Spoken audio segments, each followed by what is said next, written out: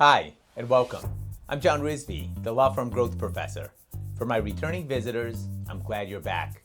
For my new listeners, it's great to have you here. In my podcast, I share the strategies for growth that have worked for me in growing my law firm from a startup with just me, a laptop, and a cell phone, operating out of a spare bedroom to where we are today, a team of 60 professionals generating over $10 million a year in revenues from our 10,000 square foot headquarters in Coral Springs. Now let's start today with a question. Do you know how old the internet is? You're probably thinking, but John, I tuned in for tips and tricks, not a history lesson. Who cares how old the internet is now? Well, that's a fair question, but the answer is important because it also highlights one crucial issue we face, both in terms of the law and our law firm marketing. We've only had the internet since 1969 when it was called DARPA, D-A-R-P-A, and it was a hardwired link between universities and military concerns. So, okay, we've had some form of the internet for 56 years. This is old news, isn't it? Let me take you back to some really old news. You may already know that the first known examples of modern humans, Homo sapiens, were discovered recently in modern-day Ethiopia. The remains were dated at between 196 and 233,000 years old. And for most of human history, the three biggest innovations were fire-making technology, the wheel, and metallurgy. Sure, there were a lot of other innovations, but all of them derived from one or more of the big three. And not much changed until around 1400 years ago when China and Korea first invented the woodblock printing press. It would be about another 800 years in 15th century when Gutenberg's movable metal type press came along, before the printing revolution truly began in the Western world. This one's important because it triggered the first true worldwide information revolution. Without the invention of the printing press, we'd still be writing out legal briefs in longhand on parchment. The fifth big invention, also from China, came 200 years after the woodblock printing press in the 9th century, with the discovery of the exact chemical combination that produced gunpowder. The sixth, of course, is electricity, which we credit Benjamin Franklin for discovering in 1752, which is believed to date around 250 BC, and the Jeyden jar from 1740. But we're going to go with Franklin on this one. And finally, seventh is telecommunications, with the invention of the first working telegraph by English inventor Francis Ronalds in 1816. Fire, the wheel, metalwork, the printed word, gunpowder, electricity, and telecommunications.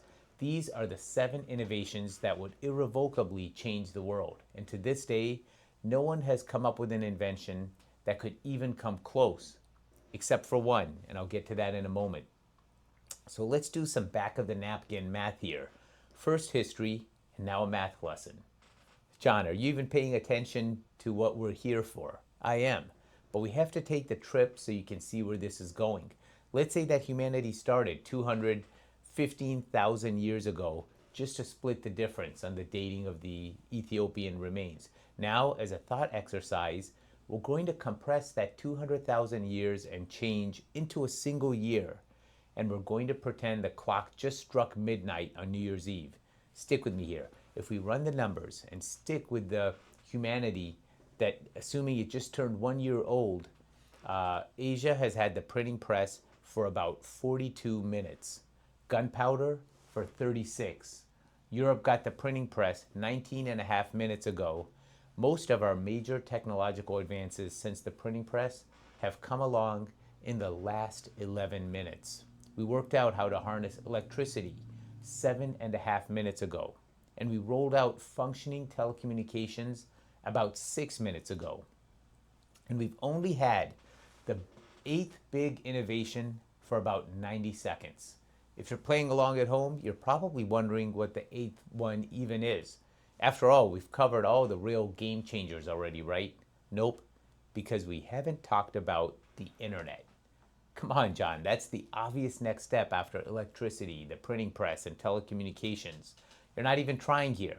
Well, that's not really the case. See, we could argue that every innovation since the wheel was built on the innovations before it. So, sure, we could pare the list down to fire and the wheel, but the leap from fire to the internet isn't obvious. There had to be those intermediate steps. I also left out nuclear fission, despite how nuclear weapons and energy have shaped the geopolitical global stage. By the way, we've had that one for 2 minutes, 19 seconds, about the same as the signal hopping technology that Hedy Lamarr developed for the Allies during World War II. And I didn't talk much about the airplane, which we've had for 3 minutes, 16 seconds. What about the hot air balloon? We added that one to our tech arsenal less than 7 minutes ago. The point is, when we're talking about the internet, we have to remember that we're dealing with a very young technology. And young technologies tend to be extremely disruptive and also go boom a lot, at least metaphorically.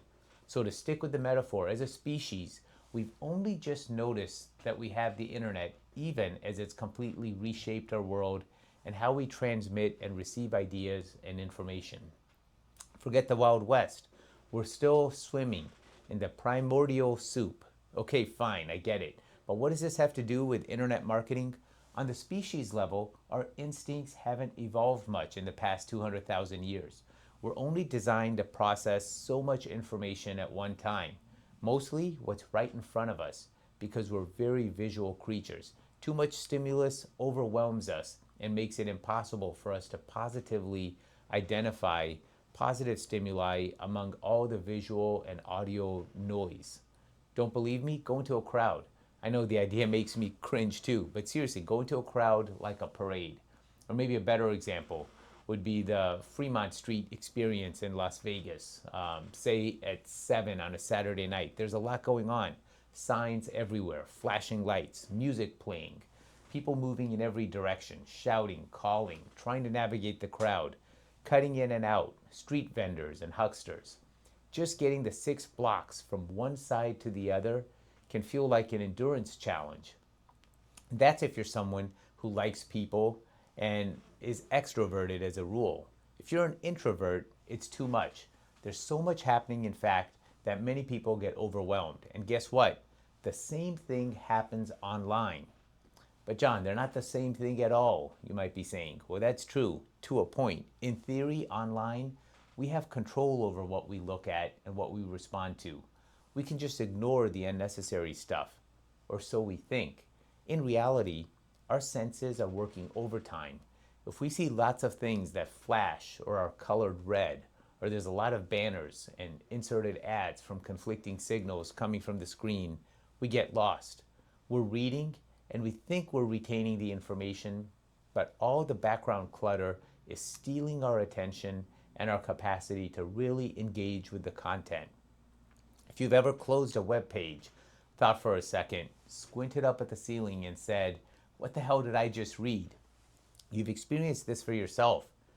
The fact that we were looking at it on a device we theoretically control creates the illusion that we're in command. The reality is our instincts, our senses, and our brain are all trying to filter out the background noise.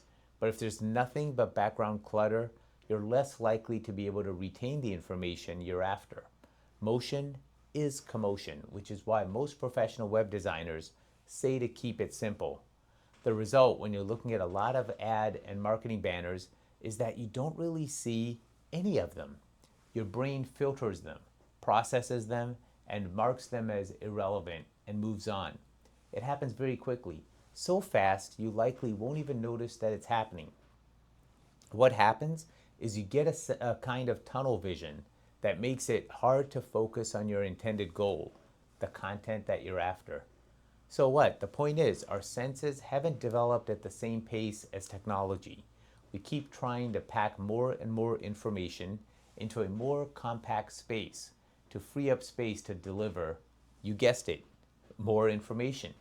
But our senses can't keep pace with this flood of information, so we wind up tuning out and shutting down. We don't mean to. We may not even want to. But there's an emergency brake in your brain, and information overload engages it.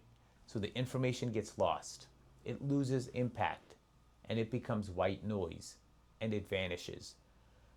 We ran into the same problem when gunpowder came along, or even bows and arrows. Now we had projectiles that could move faster than a running human, or senses aren't equipped to deal with something that fast. We certainly don't have the reflexes to get out of the way of a moving bullet or even an arrow. Some people are supernaturally bad marksmen, and some people are just naturally lucky. Put the two together, and it looks like you've got someone who can dodge bullets. But in general, in the hands of someone who knows what they're doing, a bullet is rarely going to get the short end of the stick. In the same way, we're throwing out all of these random bullets of information, like a guy with a machine gun hosing down an entire area, hoping that the law of averages will work in his favor and hit his intended target. But that's not how the human brain works. We're riddling web page after web page with too much information and missing the mark every single time. Why? Because we're now contributing to the banner blindness our own site visitors are experiencing. So you've got this flood of information, all these bullets whizzing around randomly, but you've also got humans who said, okay, we've got this thing. Now we have to figure out how to make it work. So since they know they can't possibly evaluate every page individually, they created algorithms to do the heavy lifting. But the people who control the algorithms have the information. We don't. We're stuck trying to track antelope over bare rocks while they're using night vision and infrared cameras to pick up heat signatures. We can work out something about how the algorithms work, but the information divide between search engines and users is steep, and it's only growing. So now, as marketers and not just users of the internet, we have more information as we try to assimilate. You may remember in a previous episode I talked about the big Google leak that revealed 2,600 programs and 14,000 different signals. That's way too much for any one person to deal with. So again, what we have to do is distill all of this down into actionable tips that we can use to boost our rankings on the internet. But the people who have that information, yeah, they've already told us what we need to be doing. Instead of blanketing every pixel of our websites with ads and banners, looking at you, the independent, we need to embrace simpler designs. We need to create fewer distractions and focus on great content that actually helps people instead of chasing rankings. In short, we need to make our web presence more human. Yes, but how? Well, first things first, we need to know who we're talking to. Remember I talked about personas.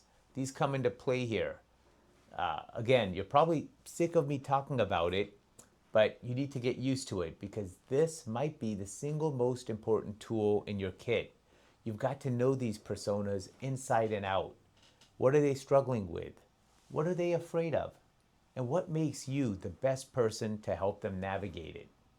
Next, use your real voice. If you would say ain't and y'all and don't in casual conversation, then use them in your content. Audiences are starved for authenticity online. They don't care about authority as much as someone saying something real. Now we need to work in a story. I like telling stories. Everyone likes telling stories, and everyone likes hearing stories. Humans are a species of storytellers. We're literally made for that. So share some of your own. Tell them a relevant story about a time where things weren't really going well. Tell them about a time when things went to hell and what you learned from it. As long as it aligns with the message of your content, it's fair game. Let me detour here for a second. Telling stories like that can be scary because they require you to be vulnerable. They demand that you not have been the smartest person in the room on that particular day. Maybe you lucked out and the opposing counsel fumbled the ball at a critical point in cross-examination. Maybe you screwed up a filing and your mentor gave you the tip you needed to get through it. Or maybe you just fell flat on your face and learned an important lesson. Stories like this can be really useful in getting your point across. Okay, so here's a really scary one. Be honest. What's scary about honesty? I'm glad you asked. Honesty can be messy. It can be hard. It takes us back to vulnerability. It's tough to be vulnerable when you're asking someone to trust that you're the expert and the solution to their problem. But the thing to remember here is that no one just comes into the world and knows all the things. Everything you know, you had to learn just like them. It's helpful to remind your audience of that sometimes. In fact, in my experience, the people whose judgment I trust most aren't the ones who never ever make a mistake or always manage to be in the right place at the right time. It's the ones who have made a good mix of good and bad experiences to draw from. These are always the people that are learning. They're always evolving and always challenging themselves. That's the person you want on your side when the chips are down. And that's the person you want to be for your audience. But you can't be that person without being honest. Finally, if you're going to use pictures or images, make sure that they align with your content. Don't just pull a stock photo and call it a day. No one on LinkedIn needs to see one more Shutterstock picture of a bunch of smiling people in suits. Been there, done that. Mix it up. Choose images that work with the story that you're trying to tell. If they're your own pictures, that's even better. Be offbeat, be quirky, show some of your personality. This should go without saying, but don't use AI content. You can use that to get great ideas if you're stuck, and that's fine. You can take suggestions, rework them so that they're true to your brand and personality. But copying and pasting straight from ChatGPT, that's no good. Google will pick up on it and they will penalize you for it. Also, let me be honest here. AI is absolute garbage when it comes to checking facts. Now, that's not a big deal if you're telling a story, but it can be a big problem and come back to bite you hard if you quote a major case and quote it as precedent, but it never existed. Oops, there goes your credibility. So, whatever you do, don't outsource your content to AI. Outsourcing to people is one thing, letting the machine do it for you is something else. If humanity as a species was 1 year old, we only got the internet about 90 seconds ago. We have no idea what to do with it. Seriously, we just found the on button. So instead of trying to keep up with the machines, we need to lean into our innate humanity. That's how we're going to successfully navigate the internet age with our humanity, our dignity, and our sense of self intact. And that means being human in all of its scary, beautiful, messy, glorious ways. Because being human is how we connect with other humans. It's how we help each other through the tough parts of being human. And it's what makes us more than just our job, but real people who really care about people. So here's my question for the week. What does being human mean to you? How does the human you align with the professional in you? Do you notice any disconnect? And if so, what do you do to bridge that gap in your marketing? The comments are open and I'm listening. Once again, I'm John Rizvi, the law firm growth professor. I'm not sure what the next episode is going to be right now, but I've got some ideas on tap for you. Don't worry. Before you leave, do me a favor and hit the like button. Don't forget to subscribe so you don't miss out on future episodes. And please share this podcast with any of your friends and colleagues who you think might enjoy them. And thanks for joining me today. I'm John Rizvi, the law firm growth professor, signing out, and I'll see you in our next episode.